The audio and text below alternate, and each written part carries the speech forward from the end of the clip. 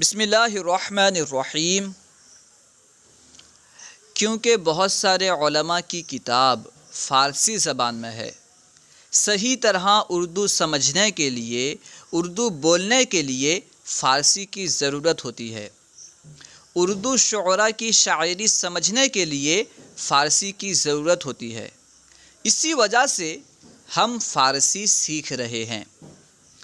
آج ہم انشاءاللہ عز و جل دوسرا سبق پڑھیں گے، سبق دوم یعنی دوسرا سبق۔ الفاظ اور فقرے۔ او یعنی وہ، یہ جو ہے ضمیر ہے یعنی پروناؤن ہے جو ناؤن کی جگہ استعمال ہوتا ہے۔ او یعنی وہ۔ اردو میں کیا ہوتا ہے، جیسے ہم پہلے کسی کا نام لیتے ہیں تو پھر ہم بار بار اس کا نام نہیں لیتے، اگر پھر اسی کے بارے میں کوئی بات کہنی ہو تو کہتے ہیں وہ۔ جیسے ہم کہتے ہیں زید آیا، پھر وہ گیا، پھر اس نے ایسا کیا، پھر اس نے ویسا کیا۔ پہلے ہم نے زید کا نام لیا، اس کے بعد وہ، اس، یہ الفاظ استعمال کیے۔ تو وہ، اس وغیرہ جو ہے یہ ضمیر ہے، پروناؤن ہے، ٹھیک ہے۔ تو او جو ہے یہ پروناؤن ہے یعنی وہ، ٹھیک ہے۔ آہاں وہ لوگ، تو یعنی تو، شما یعنی تم سب، تم لوگ، من یعنی میں، ما یعنی ہم۔ او وہ، آہاں وہ لوگ، تو یعنی تو، شما یعنی تم سب، تم لوگ، من یعنی میں، ما یعنی ہم۔ کتاب یعنی کتاب، کاغذ یعنی کاغذ۔ فقرے اور معنی۔ پیدائش او، اس کی پیدائش، پیدائش او، اس کی پیدائش۔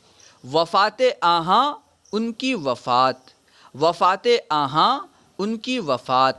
نماز تو، تیری نماز، نماز تو، تیری نماز۔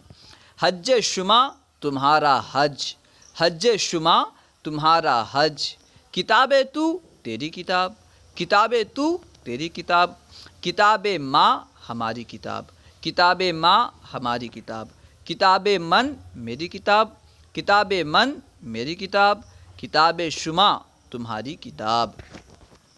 کاغذ من، میرا کاغذ، کاغذ من، میرا کاغذ۔ کاغذ شما، تمہارا کاغذ، شما یعنی تمہارا۔ کاغذ شما، تمہارا کاغذ۔ روزہ من، میرا روزہ، روزہ من، میرا روزہ۔ رسول ما، ہمارے رسول، ما یعنی ہمارے، ما معنی ہوتا ہے ہم، ہمارا، ہمارے، اس طرح۔ رسول ما، ہمارے رسول۔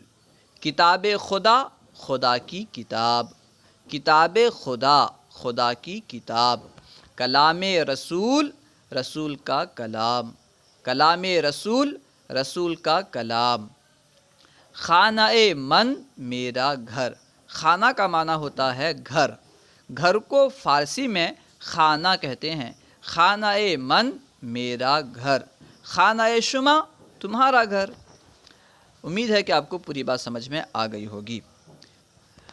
اس ویڈیو کو بار بار سنیں اور جو نئے الفاظ ہیں انہیں اچھی طرح یاد کریں، یاد کرنے کے بعد انہیں استعمال کیا کریں، تو انشاءاللہ عز و جل یہ الفاظ آپ کو اچھی طرح یاد ہو جائیں گے۔